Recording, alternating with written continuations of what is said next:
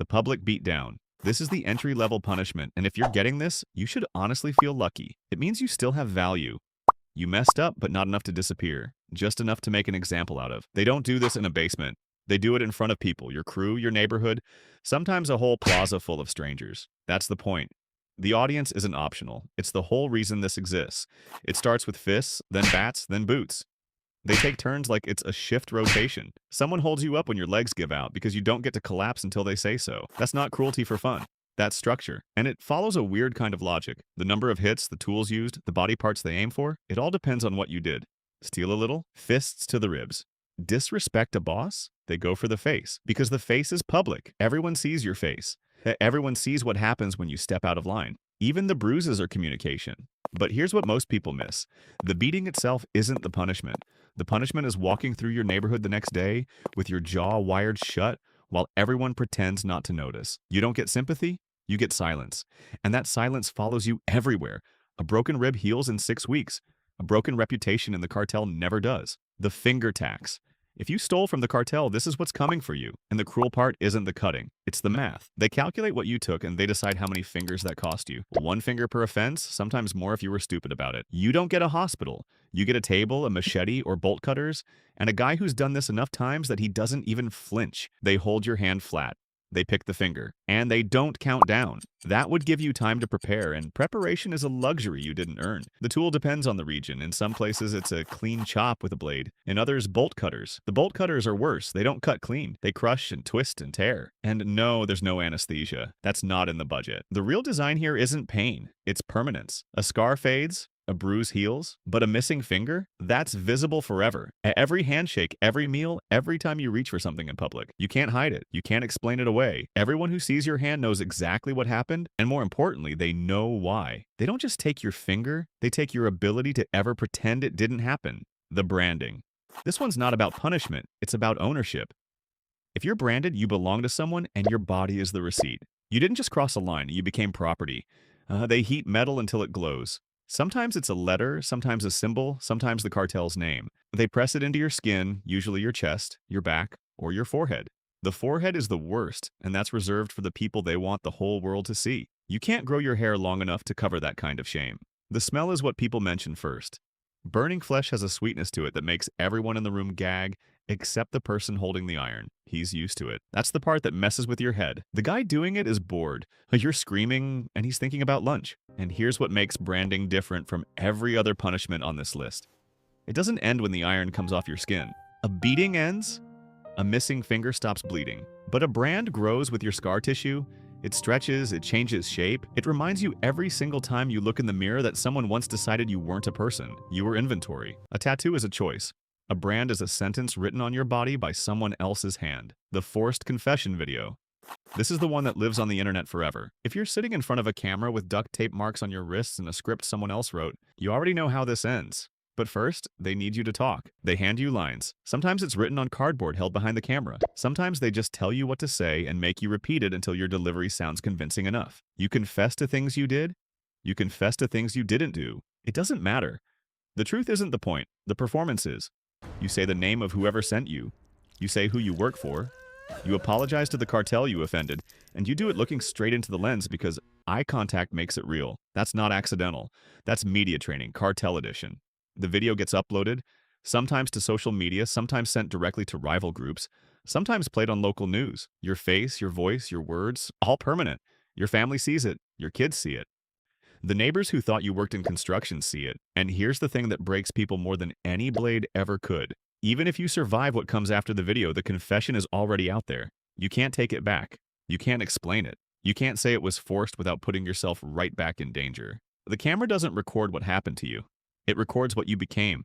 The hanging bridge display. You've probably seen the photos. Bodies hanging from overpasses at rush hour, wrapped in tape, sometimes with a banner. If you're wondering what someone did to deserve that, the answer is usually simple. They either snitched, switched sides, or got caught in a territory they had no business being in. But this isn't really about the dead person. It's about you, driving underneath on your way to work. They picked the bridge carefully, not a random overpass in the middle of nowhere. The one near the school, the one by the market, the one you drive across every morning with your kids in the back seat. That's not a coincidence. That's targeting. The body is the message, but the location is the audience. The banner usually names the victim and the offense. The grammar is terrible. The message unfortunately isn't. It tells you what this person did and what will happen to you if you do the same. Sometimes it's addressed to a rival cartel. Sometimes it's addressed to the police. Sometimes it's addressed to everyone. And here's the part that works better than any news broadcast ever could. You can change the channel on a newscast. You can scroll past a headline, but you can't unsee something hanging from the bridge you cross every day. It lives in your head. It changes your route. It changes how your kids ask questions in the backseat. That's not just violence. That's territory control through trauma. They don't need to knock on your door when they can make every bridge a reminder. The barrel. If someone mentions drums, barrels, or acid in cartel territory, everyone goes quiet. This is the punishment reserved for the worst offenses. Betrayal, snitching, cooperating with the feds. If you end up in the barrel, the message isn't just that you're dead. It's that you never existed. They use industrial-strength chemicals. Lye, acid, sometimes both. The body goes in piece by piece or whole, depending on how angry they are and how much time they have. The container is sealed, and then they wait. Chemistry does the rest. No grave, no funeral. No closure for anyone who loved you. The people who handle this have a job title in some organizations. That's the part that gets you. It's not chaos, it's a position. Someone wakes up, drives to work, and dissolves human beings for a living. Even in cruelty, there's H-air. But the real purpose isn't disposal. Any shallow grave handles that. The barrel exists because of what it does to the people left behind. Your family can't bury you. They can't confirm you're dead. They can't mourn because there's always that 1% of doubt. Maybe you ran.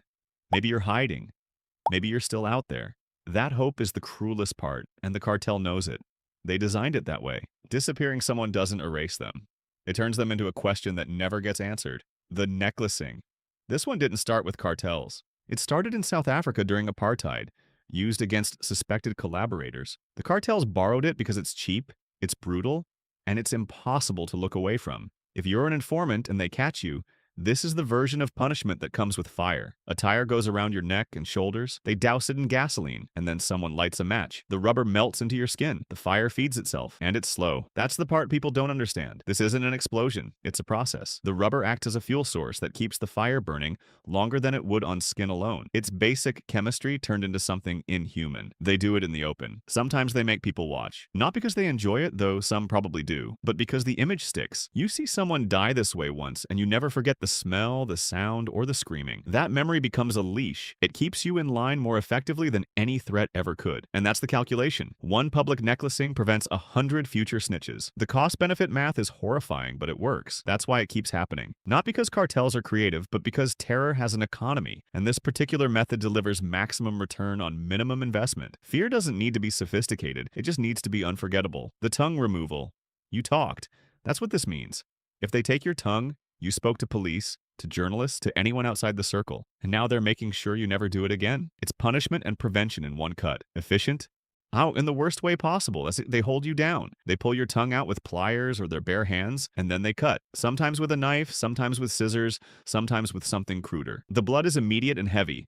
The pain is blinding, but you survive. That's the design. This isn't meant to kill you. It's meant to send you back into the world as a walking warning sign. You can't eat normally. You can't speak clearly. You can't explain to a doctor what happened without putting yourself back in danger. Every conversation for the rest of your life is a reminder of the one conversation that cost you everything. And everyone who hears you struggle to talk knows exactly what happened without you saying a word. That's the irony they're counting on. But here's the part that's truly cold. Sometimes they send the tongue to the person you talk to. A journalist finds it in an envelope. A detective finds it on his doorstep. It's not just a punishment for you. It's a message to the person who listened. You lost your tongue, and they got it delivered like a receipt. Your silence isn't just punishment. It's advertising. The family visit. This is the one that breaks people who thought they were unbreakable. You can survive a beating. You can survive losing a finger. You can even survive a branding. But the moment they show up at your mother's house, your wife's job, your kid's school, every piece of toughness you ever had crumbles in about 3 seconds. They don't always hurt your family. Sometimes they just show up. A car parked outside your daughter's school for a week. A photo of your wife at the grocery store texted to your phone. Your mother answering the door to a stranger who knows her name, her schedule, and what time she takes her medication. That's it. No violence, no threats, just presence. And that presence is louder than any gunshot. When they do escalate, it follows a ladder. First, surveillance, then contact, then a small act of damage, a broken window, a dead pet, a slashed tire. Each step is a question. Are you going to fix this, or do we go further? further. And further always means someone you love gets hurt in ways you can't undo. And that's the part that makes this the most effective punishment on the entire list. They don't need to touch you. They don't need to lock you in a room. They just need you to know that every person you've ever loved is one phone call away from becoming a target. That fear doesn't sleep. It doesn't take weekends off. It moves into your chest and stays. They don't break your bones. They break your ability to feel safe around the people you love. The Exile Walk. This is the last thing you'll ever do in cartel territory. And if you're getting this,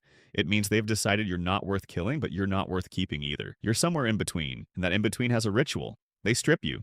Everything. Clothes, shoes, phone, ID, money. Then they mark you. A cut across the face, a brand on the shoulder, sometimes a word carved into your chest. Something visible. Something that tells everyone in every town you pass through exactly what you are. Then they point you toward the edge of their territory and tell you to walk. No car, no ride, no shoes. You walk naked through roads, villages, and checkpoints controlled by the same people who just expelled you. Everyone sees you. Everyone knows. And nobody helps because helping you means joining you. That's not paranoia, that's policy. If you make it out of their territory alive, congratulations. You're free. But free to do what?